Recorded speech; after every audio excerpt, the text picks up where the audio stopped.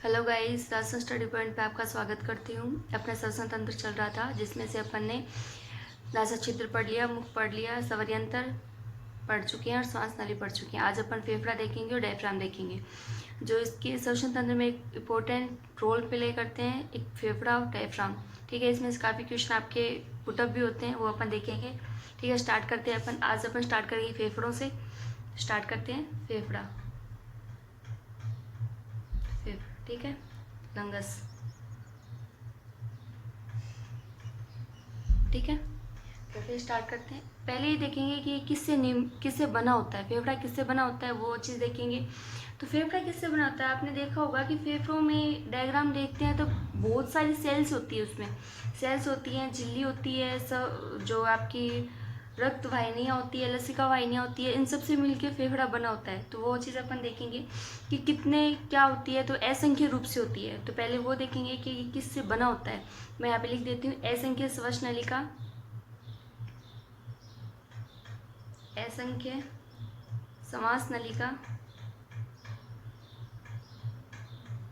समास नलिका, कुपिकाएं,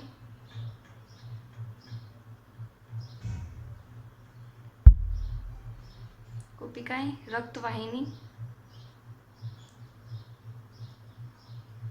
रक्तवाहिनियाँ, लसिका वाहिनियाँ,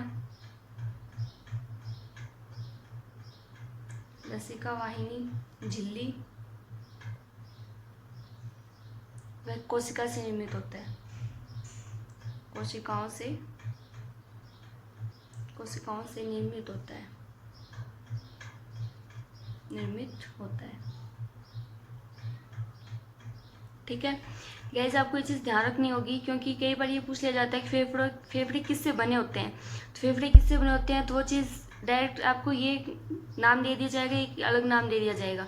तो आपको ध्यान रखना होगा, ये श्वास नलिका से, कुपिका से, रक्त वाहिनियों से, लसिका वाहिनी से, झिल्ली और कोशिकाओं से बना होता है। ठीक है, नेक्स्ट अपन देखते हैं इसका काम क्या है।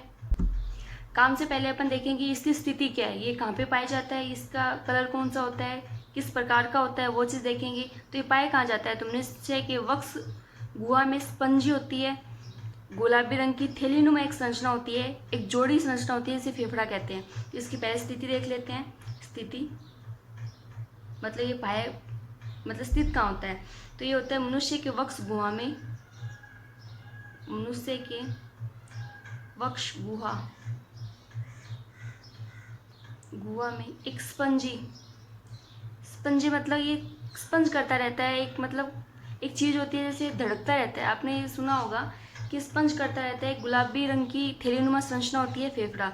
आपने डायग्राम में भी काफ़ी बार देखा होगा, किताबों में, यूट्यूब पे और आपके ऑनलाइन सिस्टम में जब भी आपने देखा होगा फिर श्वास तंत्र का डायग्राम देखा होगा, इसमें एक गुलाबी रंग की एक थैलीनुमा संरचना दिखाई देती है, वो लंगस होते हैं आपके। तो ये स्थित कहाँ होता है, मनुष्य के वक्ष गुहा में होता है, स्पंजी होता है, गुलाबी रंग की थैलीनुमा संरचना होता है।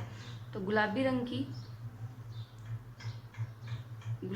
की थैलीनुमा संरचना, थैलीनुमा जोड़ी में स्थित होती है, स्थित। ठीक है, जोड़ी में स्थित होती है।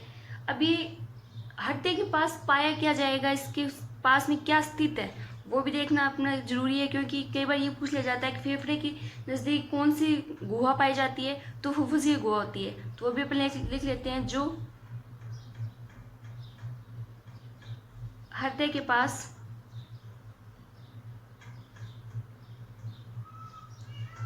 फुफ्फुसीय गुहा में स्थित होती है, गुहा में स्थित होती है।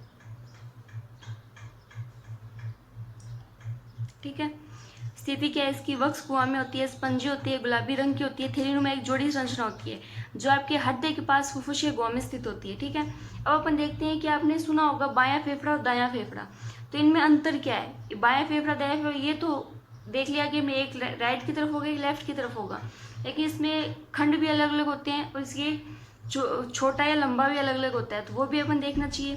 तो वो अपन देखते हैं। तो बायां फेफड़ा होता है वो 2 खंडों में विभक्त होता है, जबकि दायां फेफड़ा 3 खंडों में विभक्त होता है। तो वो अपन लिख लेते हैं, बायां फेफड़ा 2 खंडों में तथा दायां फेफड़ा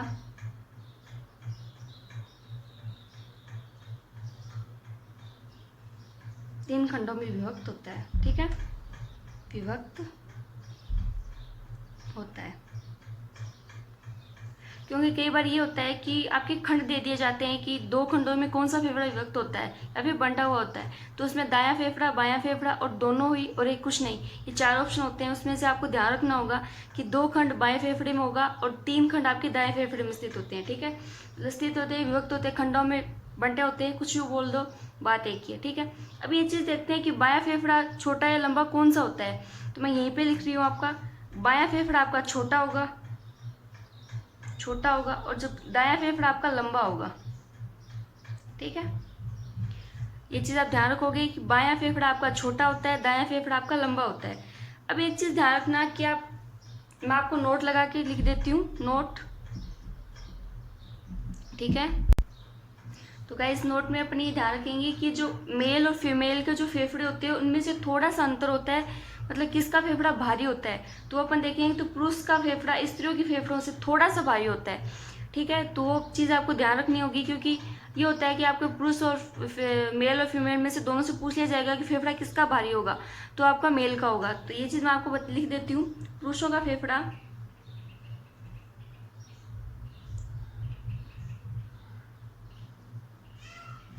स्त्रियों के फेफड़ों से थोड़ा भारी होता है,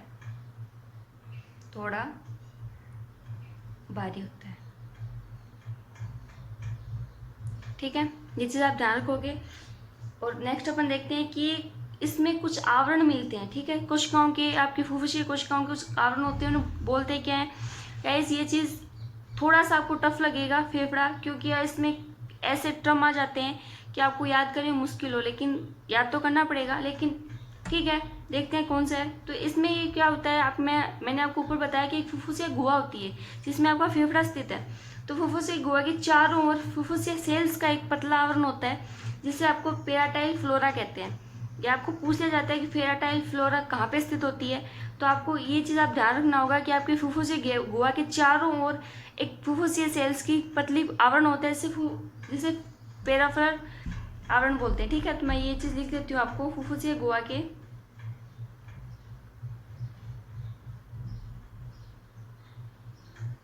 चारों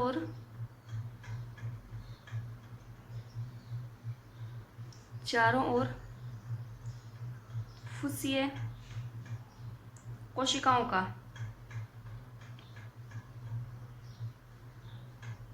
पतला आवरण स्थित होता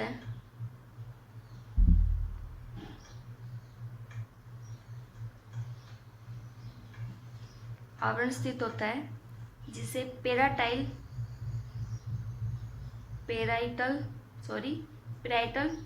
फ्लोरा कहते हैं। ठीक है गाइज, आपको डेफिनेशन कोई नहीं पूछेगा कि पेराइटल फ्लोरा क्या है, आपको कोई नहीं पूछता, लेकिन ये पूछा जाता है कि किसके चारों ओर पाया जाता है या फिर किसका पतला आवरण होता है इसमें। तो ये चीज़ आप ध्यान रखोगे, फुफ्फुसीय गुहा के चारों ओर फुफ्फुसीय सेल्स का पतला आवरण स्थित होता है जिससे पेराइटल फ्लोरा बनता है। ठीक है, अब ये काम क्या करता है, क्यों होता है इसमें, तो ये चीज़ आप ध्यान रखो। इसमें ये जो फ्लोरा है इसके वह फेफड़ों के मध्य एक तरल पदार्थ पाया जाता है जो आपके फेफड़ों को फूलने में या फिर आपके वास्तविक रूप में लौटने के लिए मदद करता है। तो ये चीज़ इसीलिए बताइए मैंने, क्योंकि मैं आपको डायरेक्ट बता देती कि फ्लोरा, तो आप समझ में नहीं आता कि आप में ये होता है क्या है। तो मैंने आपकी डेफिनेशन बता दी। अब अपन देखते हैं कि इसका फेफड़ों में क्या काम है इसका। तो अपन फेफड़ों के मध्य और इसके फ्लोरा के मध्य एक तरल पदार्थ पाया जाता है जो फेफड़ों को फूलने व वास्तविक रूप में लाने के लिए मदद करता है। ठीक है, मैं ये चीज़ लिख देती हूँ आपको, फ्लोरा व फेफड़ों के मध्य तरल पदार्थ पाया जाता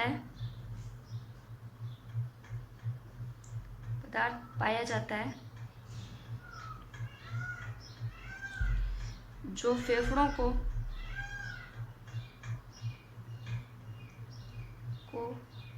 फैलने वास्तविक रूप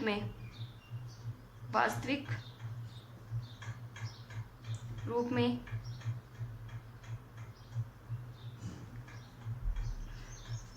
वास्तविक रूप में लौटेगा, आपका फेफड़ा फूलेगा या फिर इसके वास्तविक रूप में लौटेगा तो घर्षण होगा, ठीक है। तो उस घर्षण को कम करने के लिए इसमें तरल पदार्थ है जो फ्लोरा फेफड़ों के मध्य पाया जाता है। तो ये चीज़ लिख रही हूँ कि फेफड़ों का फैलना वास्तविक रूप में लौटने के लिए जो घर्षण होता है उसको कम करता है, ठीक है। लौटने पर होने वाला घर्षण को कम करता है, ठीक है।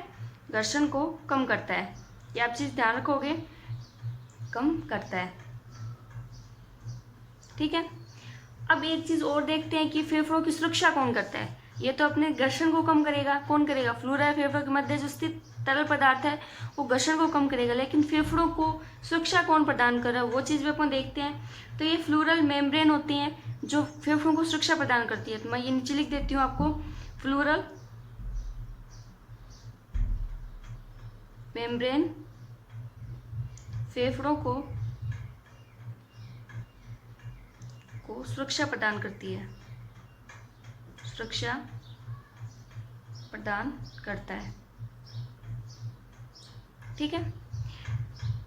आज अपन ने देखा फेफड़े ये किससे बने होते हैं। तो असंख्य श्वास नलिका, कुपिका, रक्त वाहिनियाँ, लसीका वाहिनी, झिल्लियाँ और कोशिकाओं से निर्मित होती है। ये स्थिति कहाँ पे पाई जाती है, तो मनुष्य के वक्ष गुहा में पाई जाती है, हृदय के पास फुफ्फुस गुहा में स्थित होती है, ठीक है। बायां फेफड़ा 2 खंडों में होता है, दायां फेफड़ा आपका 3 खंडों में विभक्त होता है।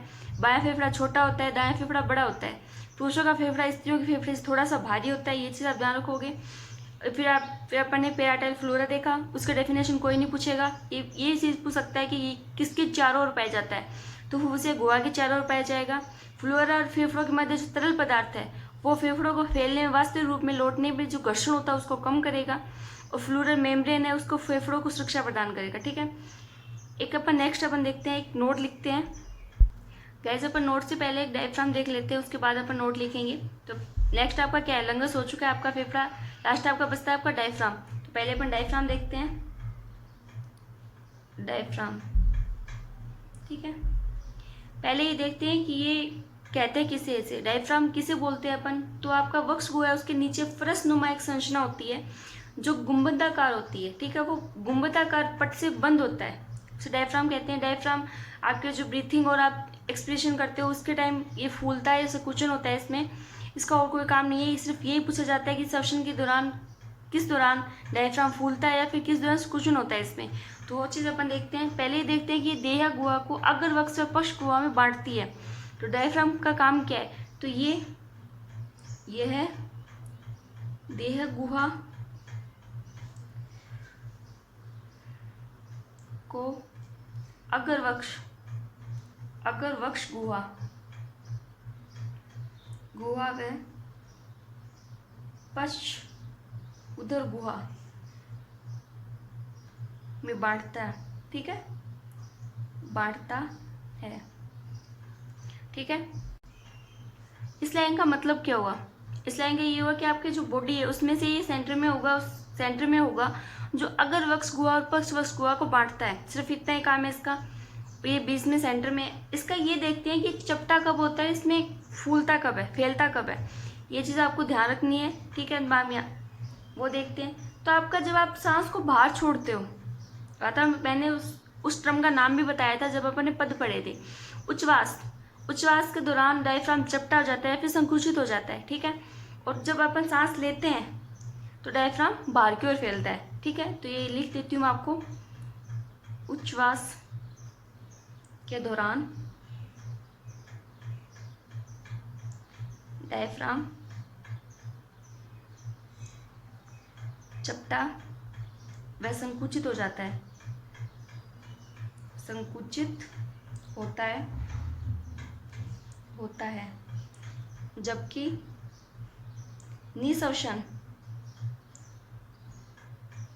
निःश्वसन के दौरान डायफ्राम बाहर की तरफ फैलता है, बाहर की ओर फैलता है,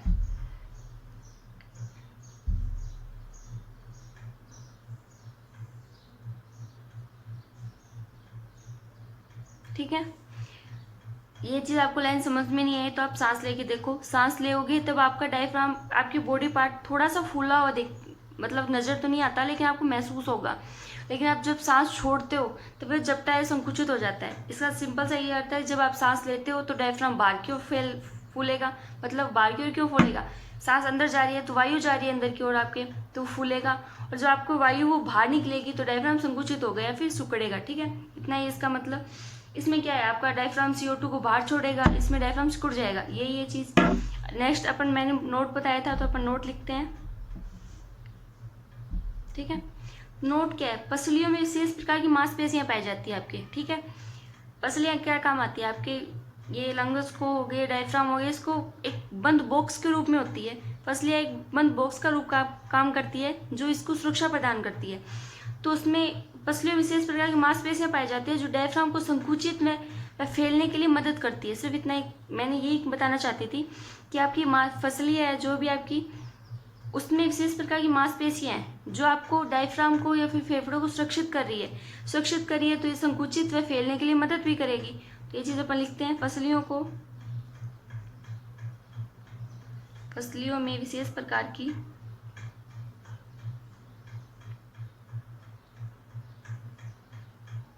की मांसपेशियां पाई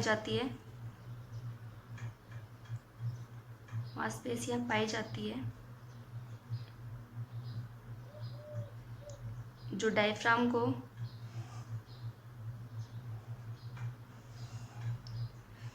संकुचित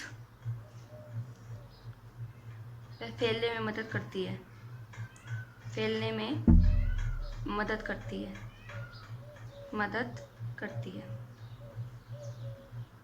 ठीक है, आपका ये दो ही टॉपिक रहे थे, फेफड़ा और आपकी डायफ्राम रहा था। पीछे अपन नासा छिद्र पढ़ लिया था, मुख, श्वसनलिका और स्वर यंत्र पढ़ चुके हैं। आपका डायफ्राम और ये फेफड़ा हो चुका है। फसलियों में से ज़्यादा कुछ नहीं है। फसलियों में सिर्फ एक बंद बॉक्स के रूप में काम करती है जो डायफ्राम को, फेफड़ों को आपको इसकी सुरक्षा प्रदान करती है। इसमें जो भी आपको मेन था, कुछ मांसपेशियां पाई जाती है जो डायफ्राम को संकुचित फैलने में मदद करती है, और जो फैलने या संकुचित होगा वो आपका श्वसन तंत्र में भाग लेगा, जो सांस छोड़ना या फिर सांस लेने में भाग लेता है। वो भी चीज़ मैं आपको बता चुकी हूँ। अपनी क्रियाविधि प्रक्रिया हो चुकी है आपकी। नेक्स्ट अपन देखते हैं कौन सा टॉपिक स्टार्ट करें, क्योंकि अब अपना मानव तंत्र चल रहा है। मानव तंत्र में पाचन तंत्र, श्वसन तंत्र हो चुका है। तो नेक्स्ट देखते हैं क्या स्टार्ट करें, रक्त परिसंचरण तंत्र या फिर कंकाल तंत्र में से, दोनों में से एक स्टार्ट करेंगे। ठीक है guys, thank you so much, thank you.